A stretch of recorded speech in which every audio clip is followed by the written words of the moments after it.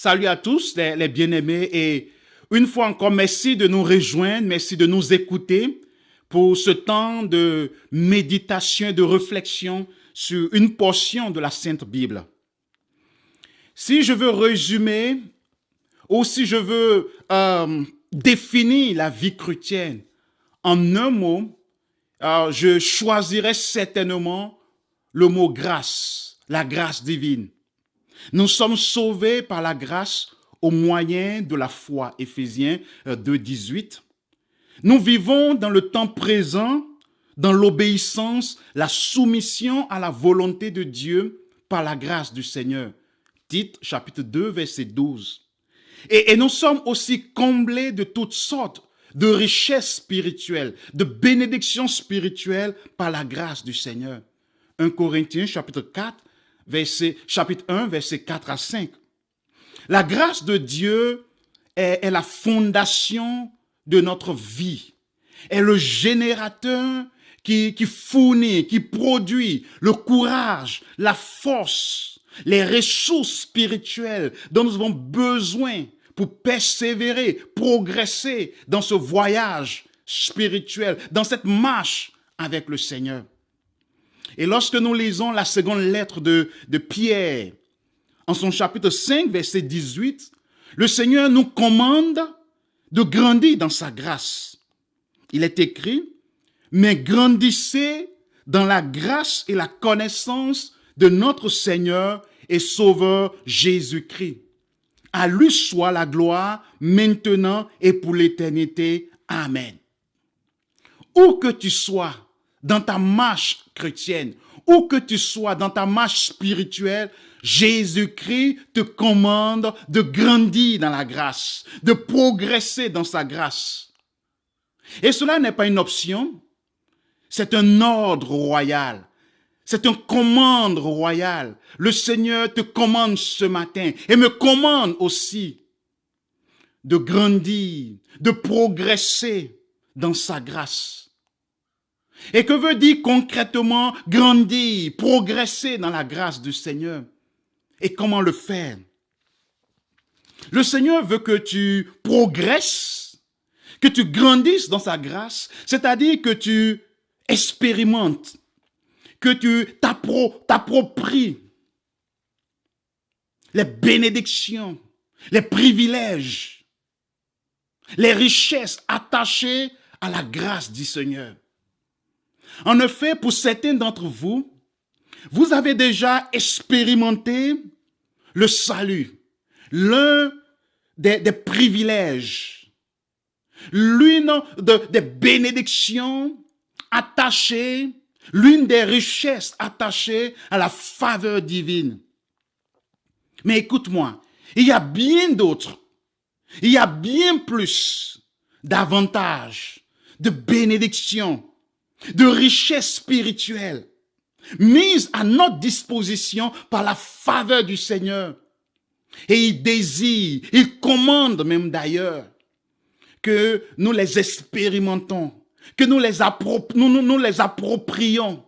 Et c'est cela, grandir dans la grâce du Seigneur. C'est s'approprier, expérimenter l'ensemble des privilèges, des bénédictions, des avantages, des richesses mises à notre disposition gratuitement par sa faveur. Et Pierre, dans cette seconde lettre, au chapitre 1, versets 5 à 8, nous donne même un aperçu de ces privilèges, un aperçu de ces avantages, richesses et bénédictions spirituelles que nous pouvons expérimenter, dont nous pouvons nous approprier et ainsi progresser, marcher, grandir dans la grâce. Et comment le faire? Comment, toi qui m'écoutes, comment nous, croyants en Jésus-Christ, disciples de Jésus-Christ, pouvons nous approprier et expérimenter l'ensemble des bénédictions spirituelles, des richesses spirituelles mises gratuitement à notre disposition. Au verset 2 du chapitre 1er, il dit, Pierre, que la grâce et la paix vous soit multiplié par la connaissance de Dieu et de Jésus-Christ, notre Sauveur. Pierre prie pour ses frères et sœurs dispersés en Asie mineure et vivant un temps de persécution. Il prie pour eux et il demande que la grâce du Seigneur leur soit multipliée. Il prie qu'ils puissent expérimenter, qu'ils puissent s'approprier les richesses spirituelles, les bénédictions spirituelles attachées à la faveur de Dieu, manifestées dans leur vie. Et il dit cela est possible par la connaissance de Dieu et de notre Seigneur Jésus-Christ.